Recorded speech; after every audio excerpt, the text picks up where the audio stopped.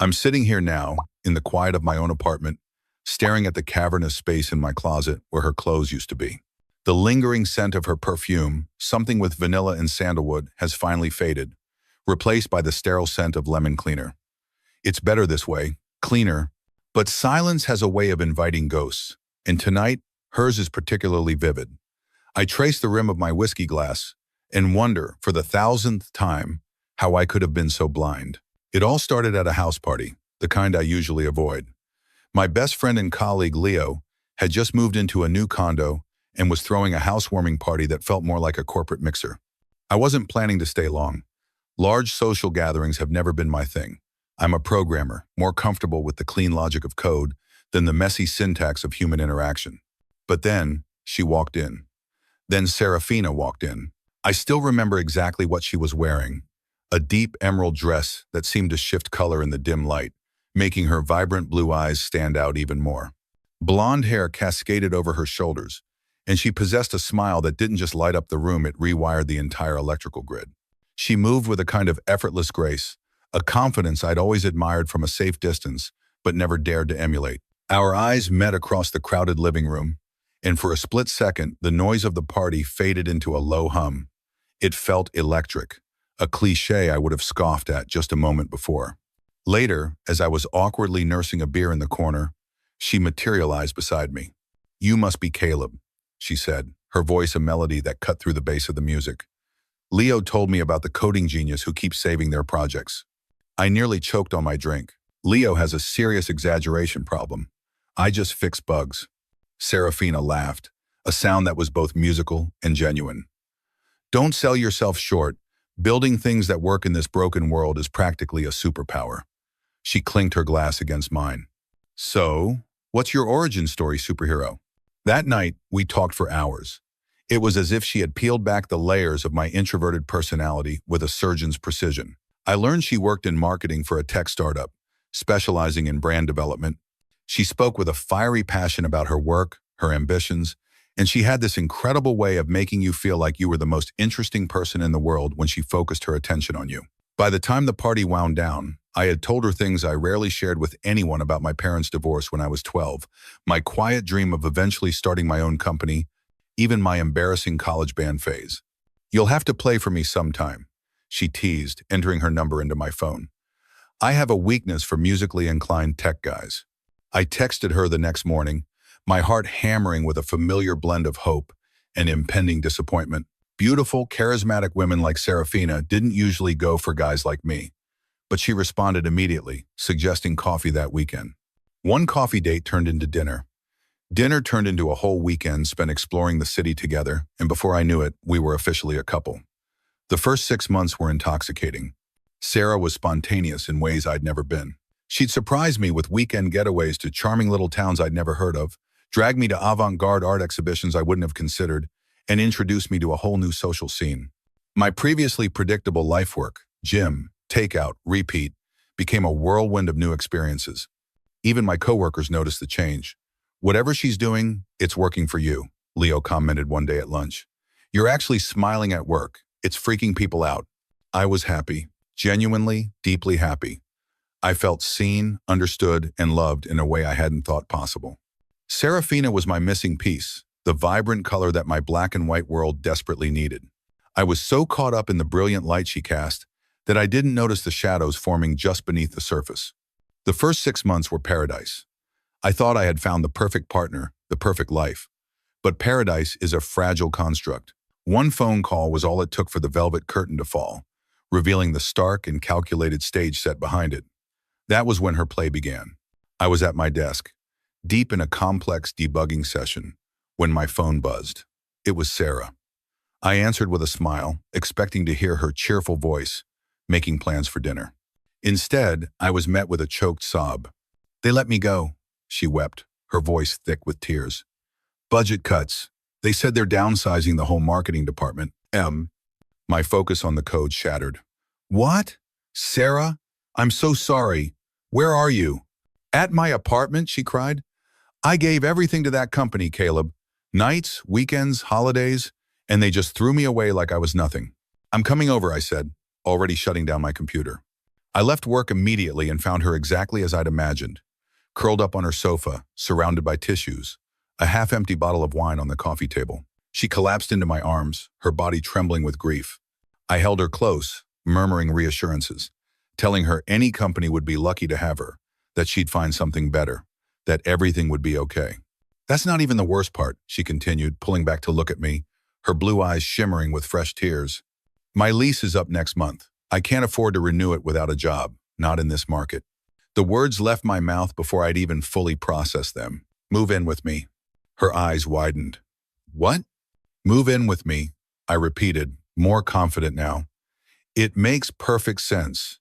You can save on rent while you job hunt. We've been talking about taking the next step anyway, right? Are you sure? She asked, a heartbreaking vulnerability radiating from her. I don't want to be a burden. You could never be a burden, I assured her, wiping a tear from her cheek.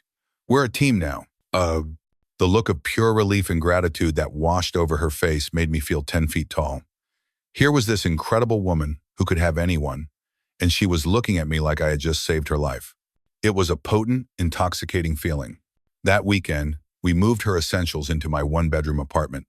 Her colorful throw pillows brightened my neutral gray couch. Her scented candles filled the space with a warm, inviting smell I came to associate with home. Her clothes filled the empty half of my closet that I'd cleared for her. It was a tight fit, but we made it work. I loved coming home to find her there. I loved falling asleep with her in my arms.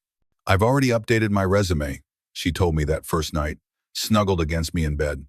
I have some great contacts. I'll start sending out applications tomorrow. Take your time, I said, kissing the top of her head. Find something you really want. I can handle things for now. And that's exactly what I did. I paid the rent, the utilities, the groceries. I even covered her car payment when she mentioned being short that month.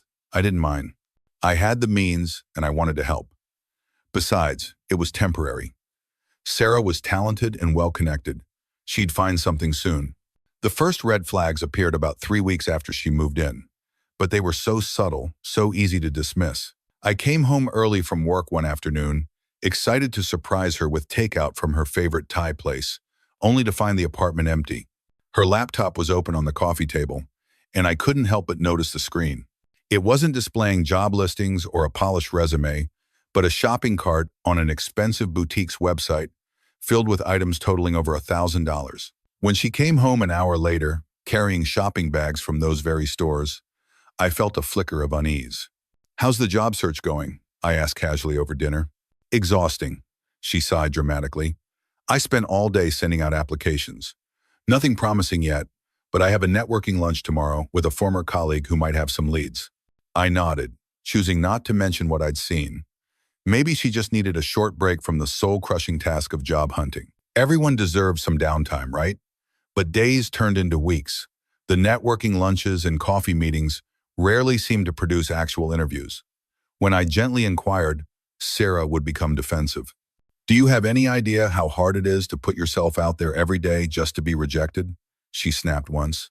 The market is brutal right now. I'm trying, Caleb. I backed off, not wanting to add to her stress. Instead, I tried to be supportive in other ways.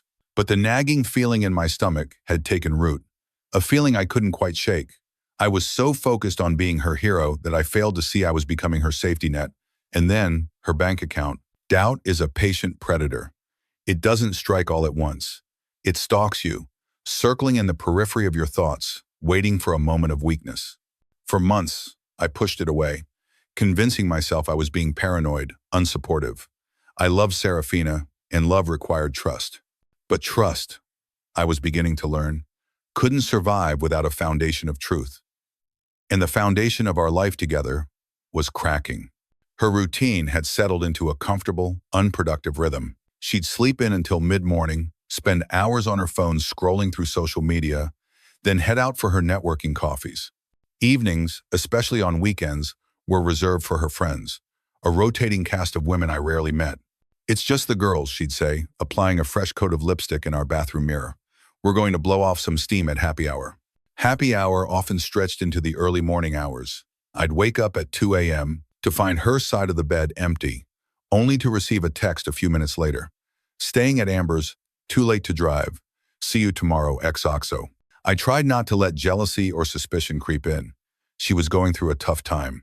She needed her friends. She needed to have fun and forget her worries. What kind of boyfriend would begrudge her that? But the job search seemed to have stalled completely.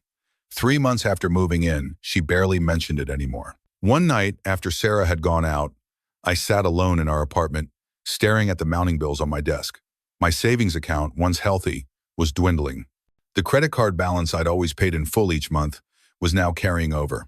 I was working overtime just to keep up, coming home exhausted to an empty apartment more often than not. For the first time, I allowed myself to ask the question that had been lurking in the back of my mind. Was Serafina really looking for a job at all? Or was she content to let me support her indefinitely? The thought made me sick with guilt. I loved her. I wanted to believe the best of her. The incident that changed everything happened 4 months after she moved in. It was a Tuesday evening. We'd had a system deployment at work go smoothly for once, and my boss had told the team to take off early. I walked into the apartment, expecting to find her on the couch watching television. It was empty, though her purse was on the counter. Then I heard the shower running. I called out her name, but the rushing water drowned out my voice. I was grabbing a beer from the fridge when I heard the distinctive buzz of a phone receiving multiple messages in quick succession. Sarah's phone was on the kitchen counter, screen lighting up repeatedly. I wasn't the type to snoop. I had never checked her phone before, never felt the need to. But something about the rapid-fire nature of these messages set off alarm bells in my head. And the phone was right there, in plain sight, impossible to ignore as it vibrated with notification after notification. I glanced toward the bathroom door. The shower was still running. Almost without conscious thought, my feet carried me toward the counter. My blood ran cold as I read the preview snippets on the lock screen. Julian Williams. Can't wait to see you tonight. Been thinking about you all day. Travis. Last night was unforgettable. The way you... Jay. You're not responding. Miss you. When can we? I stood frozen, staring at the messages until the screen went dark. My heart hammered against my ribs so hard, I thought it might break through. My palms were slick with sweat. There had to be an explanation, right? Julian could be a colleague. Travis and Jay could be... What? Old friends? But I knew. Deep down in that place where your ugliest fears reside, I knew. The shower stopped. I heard the curtain being pulled back. Moving quickly, I returned to the fridge, grabbed my beer, and tried to compose myself. I needed to appear normal. I needed to think. Sarah emerged from the bathroom wrapped in a towel, her hair wet and slicked back. She startled when she saw me. Caleb, you're home early. She smiled, but I could see something guarded in her eyes. Everything okay at work? Yeah, deployment went well. They let us go early, I said, taking a long swig of beer, watching her over the top of the bottle. Any plans tonight? Just meeting some friends for drinks. A networking opportunity, she said, moving toward the bedroom, but pausing to grab her phone from the counter. I watched her thumb scroll quickly through the notifications, her expression unreadable. Anyone I know? I asked, my voice dangerously casual. Just some industry people, probably boring shop talk, she replied, disappearing into the bedroom and closing the door behind her. I sat at the kitchen counter, my mind racing, the names from her lock screen burning behind my eyes. Julian, Travis, Jay. The illusion of our perfect life had just been shattered, and I was left standing in the wreckage, trying to figure out what to do next. I sat at the counter, the condensation from my beer bottle forming a wet ring on the granite, my mind a chaotic storm of betrayal and disbelief. Each scenario I played out in my head was worse than the last. Confront her? Follow her? Pretend I hadn't seen anything? None of them felt right, but the silence, the pretense of normalcy, was suffocating me. 30 minutes later, Serafina emerged from the bedroom. She was wearing a tight black dress I'd never seen before, her makeup flawless, her blonde hair styled in loose waves. She looked stunning, and the sight of her twisted the knife in my gut. That's quite an outfit for a networking event, I commented, unable to keep the sharp edge from my voice. She glanced at me, an annoyed expression crossing her face. What's that supposed to mean? Nothing. You just look like you're going to a club, not a professional meetup. Oh. Well, it starts as networking and usually turns social, she said, grabbing her purse. Don't wait up. Might crash at Amber's again if it gets late. Something inside me snapped. All the doubts, all the suspicions, all the little inconsistencies of the past few months crystallized into a certainty I couldn't ignore any longer. Who's Julian? I asked quietly. Serafina froze, her hand on the doorknob. What? Julian, and Travis, and Jay. Who are they?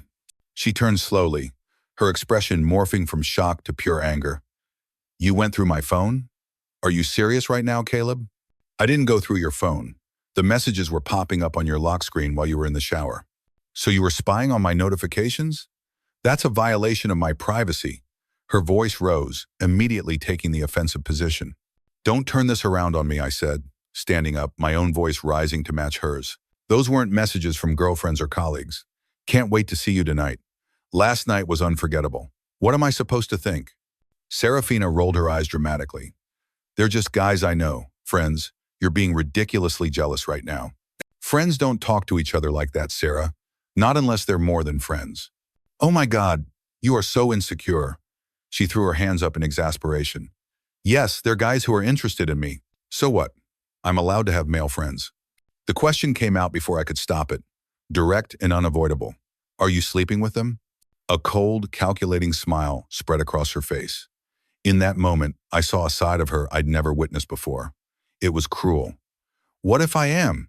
She said, her tone dripping with disdain. You've been so wrapped up in your boring job, barely paying attention to me for months. A girl has needs, Caleb. The admission hit me like a physical blow. I'd suspected, but hearing her practically confirm it made me feel sick. I've been supporting you, I said, my voice low and controlled despite the rage and hurt bubbling inside me. Paying for everything while you supposedly look for work. Was that even real? The job search? Or was that just an excuse to live here for free while you date other guys? Oh, please, don't act like you're some kind of saint, she sneered. You offered to let me move in. I didn't force you. Because I thought you needed help. Because I cared about you. My voice finally broke, the raw emotion seeping through. Serafina just shrugged, adjusting her purse on her shoulder, as if we were discussing the weather. Well, now you know. I've been keeping my options open. And honestly, Caleb, you're being way too possessive right now. It's not attractive. Possessive? I stared at her, dumbfounded. You're living in my apartment, spending my money, and cheating on me, but I'm the one being possessive? Whatever, she said dismissively, her eyes cold and empty of any emotion. I don't need you, Caleb. I have plenty of options. The words hung in the air between us, their cruelty, breathtakingly honest. I stared at her, this woman I thought I knew, this woman I loved and supported, and I realized with sickening clarity that I had been nothing more than a convenience to her. A free place to stay, a wallet to use, a sucker. A strange calm washed over me. The initial shock and hurt were still there, but beneath them was a growing sense of resolve. Then I suggest you exercise one of those options, I said, my voice steady again, because you can't stay here anymore. Her expression faltered for a fraction of a second, as if she hadn't expected me to actually kick her out. But she recovered quickly. Fine. I'll grab some things and stay at a friend's tonight. We can talk when you've calmed down and aren't being so dramatic. No, I said firmly. This isn't a timeout. This is over. You need to move out, all the way out. She laughed, though it sounded forced. You can't just throw me out. I live here now. I have rights. Actually, I can, I said, the legal research I'd once idly done about tenant laws flashing in my mind. Your name isn't on the lease. You don't pay rent. Legally, you're just a guest, and I'm rescinding my invitation. And, her face hardened. You wouldn't dare. Try me, I said. I want you gone by the end of the week. This is insane, she exploded. Where am I supposed to go? Like you said, I replied, walking to the door and opening it. You have plenty of options. I'm sure Julian or Travis or Jay would be happy to take you in. Now, weren't you on your way out? Don't let me keep you from your networking event. For a moment, I thought she might argue further, but instead she stormed past me, pausing only to hiss. You'll regret this. No one breaks up with me. The door slammed behind her, leaving me alone in the suddenly vast, quiet apartment. I sank onto the couch, my legs no longer able to support me. The reality of what had just happened washed over me in waves, and for the first time in a very long time, I felt utterly and completely alone. The storm had passed, but it had left my entire world in ruins. I thought the hardest part was over. I was wrong. The confrontation, the slam of the door, that was just the end of the relationship. It was the beginning of an undeclared war. I didn't sleep at all that night. Serafina didn't come back, which was probably for the best. I spent the dark hours researching tenant rights in my state, confirming my position. Since she had never signed a lease or paid rent, she was legally considered a licensee, not a tenant. I could revoke permission for her to stay with reasonable notice. To be safe, I decided to give her 5 days more than generous under the circumstances. I drafted a formal notice, stating she needed to remove all her belongings by Sunday at 5 p.m., then printed and signed 2 copies. The next morning, I called in sick to work for the first time in years. I needed time to reclaim my space, both physically and mentally.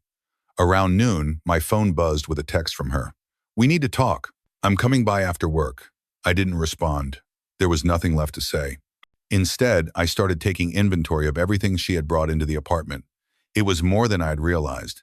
As I was sorting through a shoebox at the back of the closet, my blood ran cold. Tucked inside was a small notebook. Inside were detailed notes about me, my bank account numbers, credit card information, even passwords she'd apparently observed me entering. There were notes about my family, my salary, my assets.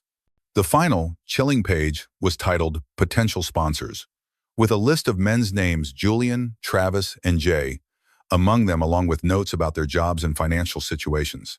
My name was at the top, with a note next to it: current, reliable, but limited upside. Too controlling. I felt physically sick. This wasn't just opportunistic cheating. This was systematic exploitation. With shaking hands, I photographed every page of the notebook. This was no longer just a breakup. It was a matter of protecting myself. When she arrived that evening, I handed her the notice. She crumpled it, her face a mask of fury. "This is my home too." "No, it's not. It was my home that I allowed you to stay in. That arrangement is over." Her strategy shifted instantly from anger to tearful confession. "Okay, I made a mistake," she cried. "I've been so lost without a job. But it didn't mean anything. You're the one I love, Caleb." The ease of her transition was terrifying. I thought about the notebook. "I need you to take your things and leave," I said, my voice devoid of emotion. Her tears vanished as quickly as they had appeared. "I'm not leaving," she snarled. "You'll have to physically remove me." "Actually," I bluffed, "I've already spoken to building management. They're supportive of my position. If you're not out by Sunday, they'll change the locks and have security escort you out." Fear flashed across her face, quickly replaced by rage. "Fine. I'll be back for my things tomorrow with friends." The next day, she did just that. They took most of her boxes, but left a considerable mess. What I hadn't expected was to find several of my own possessions missing. My expensive noise, canceling headphones, a watch my father had given me for graduation, and most concerningly, my external hard drive that contained backups of all my important documents and personal photos. I texted her immediately, "Return my watch, headphones, and hard drive. Now." Her response was swift and chilling. "I don't know what you're talking about. Maybe you misplaced them." This was gaslighting, plain and simple. I tried one more time. "Serafina, I have security cameras in the apartment. Return my things by tomorrow, or I'll take the footage to the police." It was another lie, but a necessary one. 20 minutes later, my doorbell rang. A small bag on my doorstep contained my watch and headphones. The hard drive was still missing. I texted again. "Where's the hard drive?" "Insurance," she replied, "in case you try anything stupid." She had just escalated from petty revenge to potential blackmail. I spent the next hour placing fraud alerts on all my accounts, my hands shaking with a mixture of anger and fear. 2 days later, on Friday evening, my doorbell rang. I checked the peephole to see a tall, muscular man I didn't recognize. I kept the chain on and opened the door a crack. "You Caleb Anderson?" he grunted. "Friend of Sarah's. She says you've been threatening her." My heart rate spiked, but I kept my voice steady. "I haven't threatened anyone. I asked her to move out after I discovered she was cheating." He leaned closer. "Listen carefully, buddy. Serafina's upset. When Serafina's upset, I'm upset. You don't want me upset. Fix it, or I'll fix it for you. Understand?" He turned and walked away, leaving me trembling. This was intimidation, pure and simple. I immediately called the police to report the incident. The officer was sympathetic but explained there was little they could do without an explicit threat of violence. The next morning, I had the locks changed and installed a doorbell camera and 2 interior security cameras. The war was real, and I needed to be prepared. That afternoon, I received a call from a woman identifying herself as a lawyer representing Serafina regarding her illegal eviction. My stomach dropped. I calmly explained the situation, that Sarah was a guest, that I had evidence of her duplicity, and that I had a police report about the man she sent to intimidate me. There was a long pause on the other end. "I'll discuss this further with my client," she said coolly. I never heard from her again. Finally, Sunday arrived. The new locks were installed, the cameras were running. At 4:30 p.m., my doorbell camera alerted me. It was Serafina, with the same muscular man and another woman. "I've changed the locks for my safety after your friend here threatened me." I spoke through the intercom. "If you have remaining belongings, list them and I'll bring them down." Her face contorted with anger. "You changed the locks? That's illegal. I'm calling the police." "Go ahead," I said calmly. "I have video of your friend threatening me on Friday, and I'm sure the officers will be very interested to see the evidence of you admitting to using me for free housing." "And a free." The man took a step forward, glaring into the camera. "Listen, you little—" "Every word and action is being recorded," I interrupted, "and uploaded to cloud storage in real time. So think carefully about what you do next." After a moment of whispered conferring, they left. The war wasn't over, but I had survived the battle. The next phase, I would soon learn, would be fought in public. The quiet that settled in my apartment after Sunday was profound. It was no longer the heavy, tense silence of the last few weeks, but a clean, expansive quiet. It was the sound of my own life returning. I rearranged the furniture, threw out the scented candles that now reeked of deception, and slowly, painstakingly, erased Serafina from my physical space.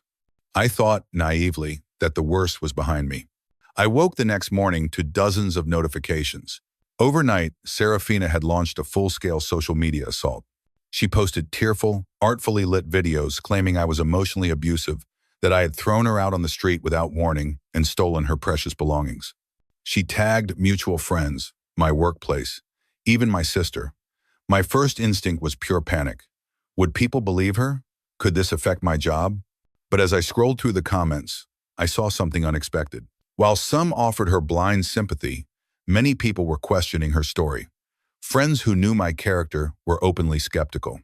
Her own inconsistencies, claiming I'd given her no warning in one post, then admitting to a few days' notice in a comment, were raising red flags. I resisted the powerful urge to defend myself publicly. Instead, I documented everything, taking screenshots of her posts. I contacted a lawyer of my own, sending him all the evidence I had collected, the photos of her notebook, the text messages, the security footage. He assured me I had acted within my rights and that we could pursue legal action for defamation if she persisted. About 2 weeks after the breakup, I received an unexpected text from an unknown number. "Caleb, this is Julian Williams. Can we meet? There's something you should know about Serafina." My first instinct was to delete it. This could be another one of her games. But curiosity won. We met at a public coffee shop.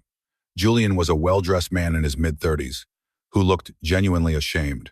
"I had no idea she was living with you," he began, fidgeting with his cup. "She told me she was staying with a friend temporarily after a bad breakup. I only found out the truth when I saw her social media posts." He pulled out his phone and showed me a series of screenshots, conversations between him and Serafina, dating back 6 months, well before her supposed job loss. My blood ran cold as I scrolled. There it was, in black and white, Serafina bragging about how easy I was to manipulate, how she was going to fake losing her job so I'd offer to let her stay with me, how she could live rent-free while keeping her options open. She laughed about expensive purchases she'd made with my money. "Why come to me now?" I asked, my voice flat.